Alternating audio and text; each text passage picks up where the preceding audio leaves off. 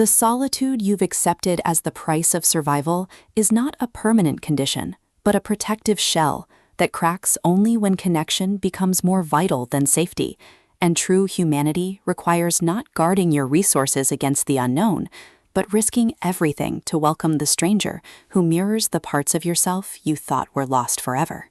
In The Last Man on Earth, Shae Sanders delivers a post-apocalyptic romance that transforms the last man standing trope into a luminous exploration of female agency and earned trust, proving that in worlds defined by scarcity, liberation isn't found in isolation, it's forged in the radical act of choosing partnership when every instinct demands self-preservation. This isn't merely another dystopian tale with desperate encounters. It's a psychologically precise narrative where every shared ration feels like both vulnerability and vow.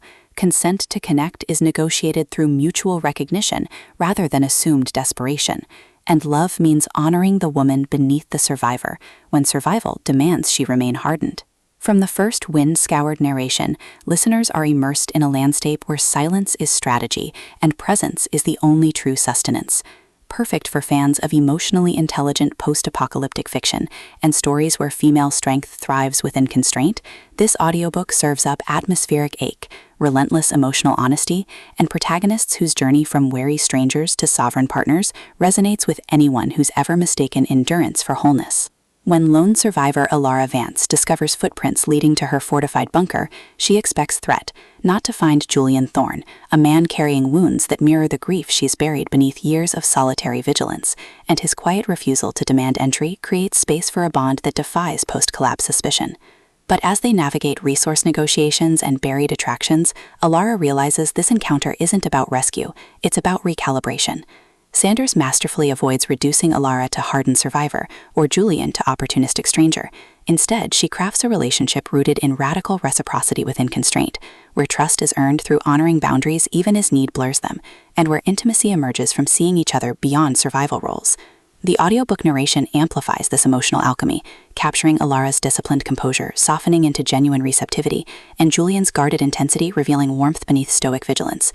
You don't just hear their bond deepen, you feel the seismic shift of two souls learning that some connections can only be forged when you stop letting scarcity define you.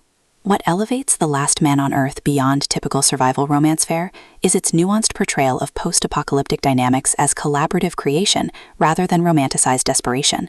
Alara isn't merely accepting company, she's confronting how collapse taught her to equate worth with utility, challenging the notion that safety requires emotional erasure. Julian doesn't save her through protection. He creates sanctuary where her complexity can exist without judgment, honoring her autonomy even as his own walls crumble. Their relationship evolves through acts of radical reciprocity, sharing silences during watch rotations that bypass performance, establishing rhythms that protect both physical integrity and emotional safety, and defending each other from the ghosts of pre-collapse expectations that mistake evolution for weakness. Supporting elements add vital texture, abandoned settlements whose ruins encode suppressed grief, wildlife whose resilience carries ecological wisdom, even the bunker itself, rendered as living archive whose reinforced walls absorb decades of unspoken bargains. Every interaction reinforces the novel's core truth. In economies built on extraction, tenderness is technique, and presence is the only sustainable resource. Even the survival mechanics serve thematic depth, with resource allocation mirroring emotional attunement and shelter maintenance becoming metaphors for earned trust. For audiobook listeners, this production is an immersive sensory descent into elemental intimacy. The narrator embodies Alara and Julian with remarkable distinction. Alara's voice carries weathered intelligence laced with dawning softness, while Julian's low timbre trembles with suppressed tenderness beneath disciplined cadence, making their chemistry palpable even in stillness. Sound design enhances atmosphere without overwhelming immersion. Distant wind gusts marking temporal rhythm, rain against bunker hatches during vulnerable confessions, the hushed clink of tin cups sinking with breath during moments of clarity, all anchor existential stakes in tangible reality. Pacing mirrors the cadence of survival courtship, deliberate during reflection and alliance building, then surging with urgency as external threats collide with internal awakenings. Whether you're commuting through stable landscapes or sitting in twilight solitude, the audiobook creates a portable sanctuary where slowness feels sacred and connection feels lifeline. It's storytelling as embodied validation, transforming passive listening into active participation in a love story that honors both duty and desire.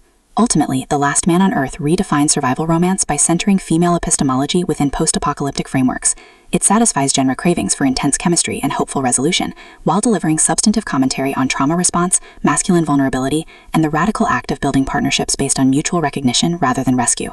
No prior series knowledge is needed. It stands confidently as a complete emotional odyssey. If you've ever wondered whether love can coexist with loss, or if true strength requires embracing what others fear, this audiobook will affirm that sometimes the most powerful act is simply opening the door.